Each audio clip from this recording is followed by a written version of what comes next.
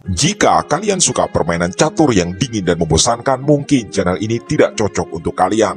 Selamat datang kembali sahabat-sahabat penggemar catur di channel Wong Catur. Channel khusus partai catur brutal yang penuh kejutan dan pengorbanan perwira secara spektakuler.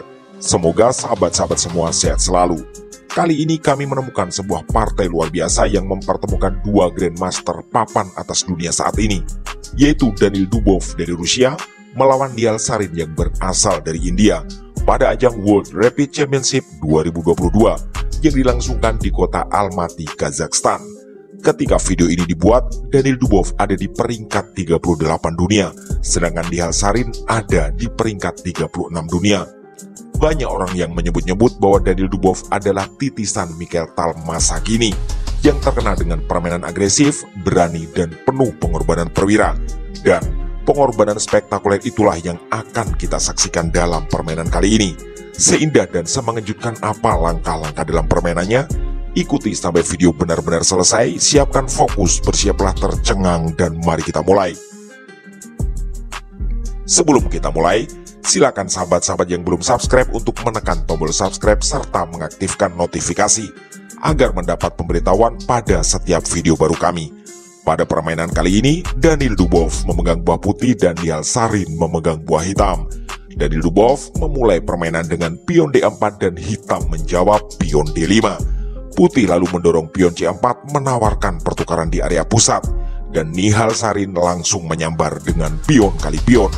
Formasi sederhana ini dikenal dengan Queen's Gambit Accepted atau Gambit Menteri diterima. Kedua pemain kemudian melakukan pengembangan kuda ke petak F3 dan petak F6. Permainan berlanjut dengan pion E3 dan pion E6. Barulah sekarang Danil Dubov memukul pion C4 dengan menggunakan gajah. Nihal Sarin mendorong pion C5 kembali membuka kemungkinan pertukaran di area pusat. Di langkah ke-6 ini, Danil Dubov melakukan rokade sayap raja. Hitam menjawab dengan pion A6 sebagai langkah standar untuk mengawal petak B5 dari pendudukan para perwira putih. Danil Dubov lalu memajukan menterinya ke petak E2. Jawaban dari Nihal Sarin adalah mendorong pion B5, kali ini mengancam gajah. Putih memundurkan gajahnya ke petak D3. Hitam memulai pertukaran lagi, yaitu pion kali pion D4. Danil Dubov tidak memukul pion tersebut. Dia memberi jawaban agresif, yaitu mendorong pion A4 kembali menantang pertukaran. Nihal Sarin menerima tawaran pion kali pion A4, dan Danil Dubov memukul kembali pion tersebut dengan menggunakan benteng, sambil menambah tekanan pada pion hitam di petak D4. Hitam memajukan gajahnya ke petak E7 dan terlihat sebagai persiapan rokade bagi rajanya. Putih mulai menyerang dengan benteng kali pion D4 sambil menyerang menteri. Nihal Sarin menyelamatkan menterinya dengan maju ke petak B6. Kuda B milik Danil Dubov melompat ke petak D2. Jawaban dari hitam adalah pengembangan kuda ke petak C6 sambil menyerang benteng milik Danil Dubov. Putih menggeser benteng ke petak H4 dan terlihat fokus menyerang ke sayap raja, di mana kemungkinan hitam rokade memang ke sayap raja. Hitam menjawab gajah petak terang ke B7 dan berusaha mengambil kontrol atas jalur diagonal ini. Kuda milik Danil Dubov melompat ke petak C4, kali ini menyerang menteri. Menteri hitam menghindar dan mundur ke petak C7. Putih kemudian memajukan gajahnya ke petak D2. Jawaban dari Nihal Sarin adalah melakukan rokade sayap raja di langkah ke-15 ini. Danil Dubov lalu memajukan gajah petak genap ke C3, menambah tekanan pada jalur diagonal ini. Hitam memajukan pion ke petak G6. Danil Dubov menambah tekanan di pertahanan Nihal Sarin dengan melompatkan kudanya ke petak G5. Hitam memberi jawaban yang sekilas sangat masuk akal, yaitu melompatkan kudanya ke petak D5 demi memberi jalan bagi gajah menyerang kuda putih yang baru saja merangsek ke wilayah pertahanannya. Tapi, sadarkah sahabat-sahabat semua bahwa langkah tersebut ternyata sangat fatal? Setelah 17 langkah, permainan berjalan sangat seimbang. Kita sampai di segmen kuis, karena ini adalah posisi skakmat maksimal dalam 5 langkah, meskipun Nihal Sarin berhasil menemukan jawaban terbaik di setiap langkahnya. Apa langkah yang akan diambil oleh Danil Dubov di posisi ini? Yang jelas, ini adalah satu-satunya langkah yang benar agar skakmat maksimal 5 langkah tersebut bisa terwujud. Karena semua langkah apapun yang lain akan membuat permainan kembali berimbang, atau kesalahan sedikit saja justru akan membuat hitam yang berbalik unggul. Seperti biasa, kami memberi tambahan waktu beberapa detik untuk sahabat-sahabat semua menebak langkah tersebut serta membayangkan bagaimana lanjutannya.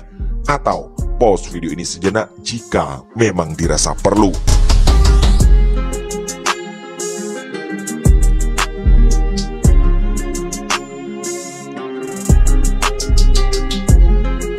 Oke, terima kasih dan selamat bagi yang tebakannya benar.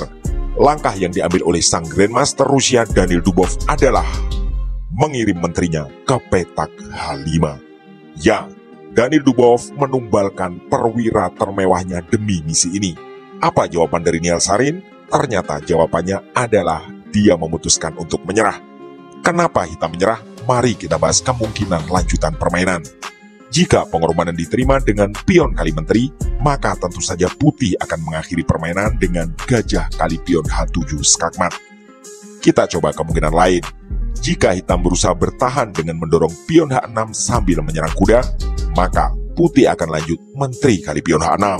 Di titik ini, tak ada jalan penyelamatan apapun yang bisa dilakukan hitam, karena putih punya beberapa jalan untuk melakukan skakmat, yaitu menteri ke petak G7 dengan dukungan gajah, atau menteri ke H7 atau H8 dengan dukungan kuda atau benteng miliknya. Kemungkinan berikutnya, hitam memundurkan kuda ke F6 menyerang menteri sambil menutup jalur diagonal gajah putih.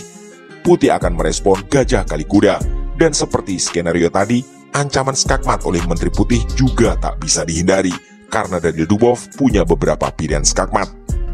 Kalaupun ada jalan untuk sekedar sedikit menambah nafas, hitam harus mengorbankan menterinya dengan memukul pion H2 skak. Putih akan menjawab benteng kali menteri. Jawaban terbaik hitam adalah memundurkan kudanya ke petak F6. Seperti skenario sebelumnya, putih akan memukul kuda tersebut dengan menggunakan gajah. Apapun jawaban hitam, di posisi ini maksimal 2 langkah lagi akan terjadi skakmat. Misal hitam pion H6, putih akan lanjut menteri kali pion tersebut.